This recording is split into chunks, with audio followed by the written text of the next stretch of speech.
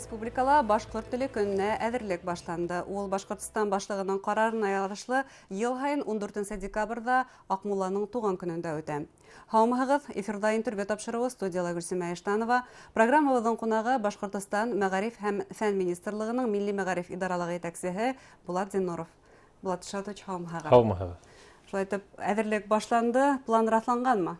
Расланган, ысынлап та әлеге вакытта башкорт теле көнне айканлы бик күп саралар оештырыла. Мәдәният министрлыгы, мәгариф министрлыгы һәм гомумән безнең бөтә дөнья башкортлары култары тарафыннан да бик күп саралар әлеге вакытта старт алды. Зур байрам итеп, без 14 декабрь көнде башкорт теле елына ла зур байкау яһарбыз дип уйлыйбыз. Һәм әзерлек ул төрле юнәлештәр буенча бара, мәгариф министрлыгы буенча ла, мәдәният министрлыгы буенча ла, мәгариф министрлыгы буенча төрле фәнни конференциялар каралган. Шулай бит атап үтәйек әле нинди фәнни конференциялар. Фәнни конференциялары укучылар арасында бик популяр юнәлеш һәм был юнәлештә без эште сентябрь аенда башлагайнык. Монда төбәк-ара конференциялар оештырылды. Әлеге вакытта безнең бик матур гына ике конференция башланып китте. Беренчесе ул Гарипов укулары әлеге вакытта старт башланы һәм шулай ук Бикбаев укулары быел шулай ук тәү тапкыр төбәк-ара кимәлдә үтәсәк, чөнки монда безнең Ырымбур өлкәсе, Силәбе өлкәһенең укучылары үзенең был конкурста катнашырга теләген белдерде һәм әлбиттә дистанцион форматта оештырылу ул берни тиклем конкурстың географияны тагы арттыра һәм бына был юнәлештә ике конференцияны оештырырга планлаштырабыз һәм тагы да бер конференцияны без оештырырга теләйбез инде башкорт телендә генә ул полилингваль 762 гимназияның мәктәптең тарих ягыннан юнәлеше буенча бик матур гына конференция планлаштырабыз. Нинди темага арналар? Башкортстан тарихи күзлектән караганда уның үсеше, уның роле безнең илебезнең тарихындагы биттәрендә. Һәм был юнәлештә әйтергә кирәк, бик кызыклы гына темалар тәкъдим итә. Бында диалект кагылышлы темалар бар, шулай ук шәҗәрәгә бәйле бик кызыклы гына темалар тәкъдим итәбез һәм шул ук дистанцион форматта оештырылып, шулай ук безнең күрше өлкәләрнең укучылары ла катнашлыгын төбәк-ара буласак. Төбәк-ара форум. Һәм әйтергә кирәк, бына Бикбай укулары тинегез, Рәми Гарипов укулары, ул әлбиттә безнең билдәле шәхестәребезнең истәлеген мәңгеләштерүгә арналган. Бикбаев укулары дигәндән без беләбез, Башкортстанда Башкортстан халык шагыйре Равил Бикбаев исемендәге гимназия эшләп килә хәзер һәм айрым стипендия булдырылган. Дөрес, ысынлап та 2019 елда тәүге адымдарыбызды был юнәлештә шулай эште башланык. Равил агайның якты истәлегенә 102 гимназия хәзер безнең Равил Бикбаев исеменә йөртә. Без укучыларны хәзер Бикбаевлар дип йөртәбез һәм менә ошо Бикбаев укулары нәкъ ошо гимназияның базаһында оештырылачак һәм уларның менә төп хәзер шул сараларның береһе булып Равил Бикбаевның туган көне айканлы ошо Бикбаев укуларын башлап ибәрделәр дә инде 19 елда мәктәп сектарында гына булһа, быел без аны төбәк-ара форум итеп зур масштаблырак оештырырга булдык. Стипендияга килгәндә шулай ук был колледж студентларына кагылышлы туган телгә карата күрһәткән эшләрен, уларның проектларын, был юнәлештә күрһәткән менә уңышлары өчен студентларга стипендия биреләсәк, ул Бикбаев стипендия дип атала. Әйткәндәй, башкорт теленә арналган төбәк-ара конференциялар, быел көзгөһен үткән конференциялар әйтелгәйне. Урта махсус уку йортларында, ягъни колледжларда һәм техникумда укучы студентлар арасында башкорт телен укытуны яйга салу дип. Ничек укытыла әлеге кимәлдә, әлеге вакытта нинди кимәлдә укытыла һәм билеүебезчә Башкортстанда улар арасында, бу студентлар арасында олимпиада игълан ителгән. Безнең Гафур районында узган форумдан һоң бик күп кына карарлар кабул ителде һәм был юнәлештә эш әүдемләште. Яңарак кына без укытучылар белән зональ конференциялар оештырып торабыз. Ална һайын безнең зональ очрашулар, ябайлар мини форумдар оештырабыз һәм менә был форумда булган һәрбер карарлар, кызыклы остаханаларны уларга да тәкъдим итәбез онлайн форматта. Колледжларга килгәндә был юнәлештә безнең бик зур уңышларыбыз бар. Без быелгы уку елы яңа әсбаптар белән башланык. Бында был әсбаптың үзенчәлеге без студентларга грамматика ягынан түгел, телде этномәдәни яктан өйрәнергә тәкъдим итәбез. Йырдар, фольклор аша, тарих аша, мәдәният аша гомумән студентлар башкорт телен өйрәнә һәм шул ук тел әсбапта икенче яртыһы китаптың ул әдәбият тәкъдим ителгән, художество әдәбият һәм бына ошо әдәбиятты укып, Без үзебезчә авторлар менән проекттың бик кызыклы үзенчәлеге бар. Китаптың адағы «Мин башкортмын» дип танышыгыз дигән шигырь тәкъдим итәбез. Безнең планда ошо әсбапны укып сыккас, һәрбер студент үзен «Мин башкорт» дип ысынлап та әйтәсәк.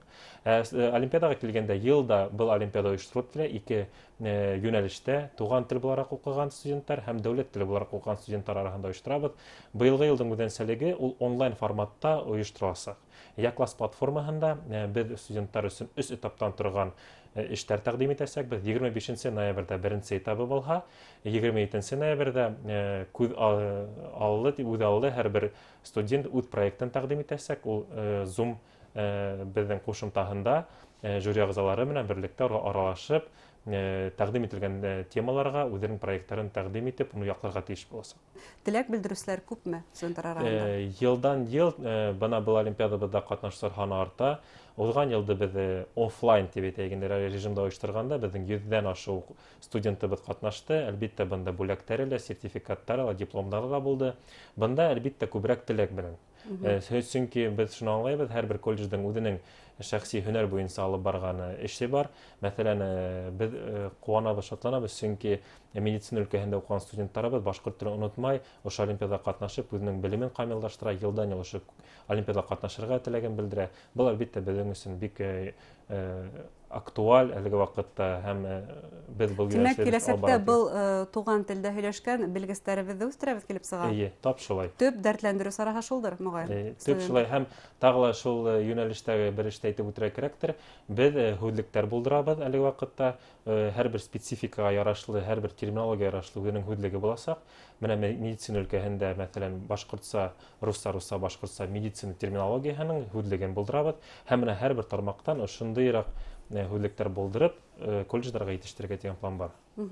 Башкорт теле көненә карата тагын нинди конкурслар оештырылган беләбез? Ул мәктәп укучылары һәм студентлар арасында блогерлар конкурслары бар. Шуның турында ла интекләп әйтәгез инде. Яңрак кына безнең социаль селтәрдә дә, безнең официаль сайттарда без игълан иттек, анонс яһанык, иң яхшы башкорт блогеры дигән. Әлбиттә, был конкурс күбрәк мәктәп укучылары һәм студентлар арасында оештырабыз, чөнки безнең төп максат башкорт блогерларын бына ошо яшь буында тәрбияләү, үстерү.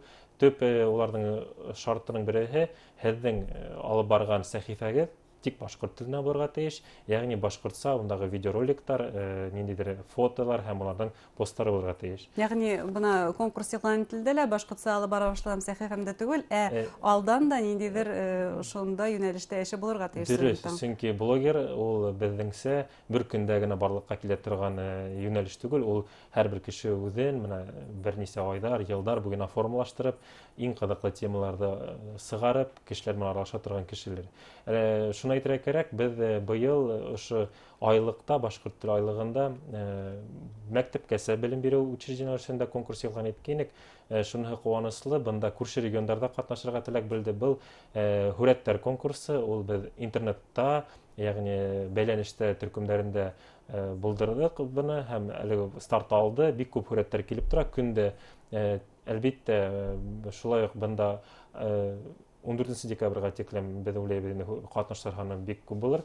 Тагы бер үзенчәлектең һәм ошо айлыктың бер ягы дип әйтәйгәндә, без үзебездән дә башланык, мәгариф министрлыгында әлеге көндә бер азна эшен дәвам башлана инде. Был курслар башкорт телен өйрәнергә теләүчеләр. Ике төркемгә бүленде безнең белгечләребез.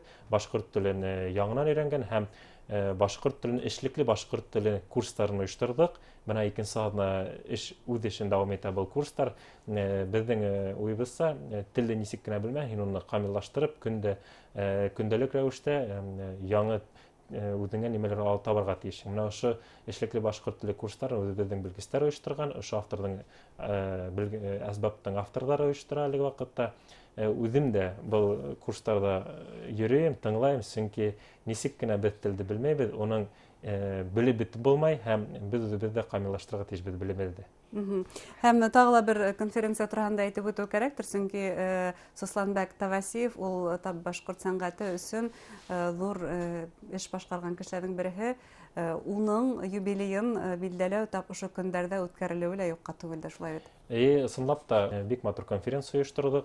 Онлайн форматта шулай булды. Үзенчәлегенең бере ул Северная Осетиянан безнең кунактарыбыз, сыгыштарыбыз булды. Уның менән замандаштары, уның турында хатирәләрен белдерде, һөйләп бирде. Урынның туган илендә булган экспозициялар, музейда тулдырган экспозицияларда күрһәттеләр. Балалардан тыш, бында укучылар да күрше төбәктәрдә 400-дан ашу катнашучы онлайн форматта тура эфирде караны бу конференцияны. Мин инде уйлыйм, без Сасанбек Тавасиевты без яңынан үзебезгә астык. Сөнки әгәр дә без Салават Юлаев һәйкәле авторы дип кенә белһәк, ысынлап та уның кул астына сыккан проекттар бик хисап, һәм без аларны белергә тиешбез. Һәм безгә шуныһы куанычлы, безнең күрше өлкәләрдән, шул Северная Осетиянан зур рәхмәтләрен белдерәбез, сөнки Сасанбек Тавасиевтың якты истәлеген бездә менә шундый зур кимәлдә булгару улар өчен бик куанычлы. Булат Ишатович, бына бүген һеҙҙең менән әңгәмә барышында бернисә тапҡыр онлайн һәм шул һүҙҙәрҙе интернет аша, онлайн платформалар аша дигән һүҙҙәрҙе күп ҡулландык. Тимәк, башҡорт телен үҫтереүҙә беҙ бөгөн интернет платформаларын ғөмүмән донъя селтәрен киң файҙаланабыҙ тип әйтә алабыҙ. Нисек кенә булмаһын, пандемия үҙенең шарттарын безгә ҡуйҙы, һәм шуныһы ҡыуаныслы, беҙ ошо шарттарға тиҙ арала ғына инеп, үҙебеҙ ошо башҡорт телендә үҙебеҙҙең сараларыбыҙҙы яңы форматҡа индерә алдыҡ, һәм бына нисек кенә булмаһын, башҡорт телендә ошо онлайн форматҡа интернет селтәренә сығарҙык. Конференциялар, әгәр дә беренсе беҙҙең конференцияларыбыҙҙың форматы бик шундай ҡатмарлыраҡ ине беҙгә уны ойошторорға, һәм ғөмүмән ҡатнашсылар һаны ла бик әҙ булһа, менә бүгенге көндә онлайн форматта конференцияларыбыҙ бик актив ҡулланабыҙ, һәм мин уйлайым, бының киләсәктә лә беҙ ҡулланырбыҙ тип. Һәм интернетты, компьютерҙа беҙ бүгін башҡортса һөйләштерәбеҙ, шулай бит. Тап шулай. Әңгәмәгеҙ өсөн һеҙгә ҙур рәхмәт, эшегеҙҙә уңыштар теләйбеҙ. Рәхмәт.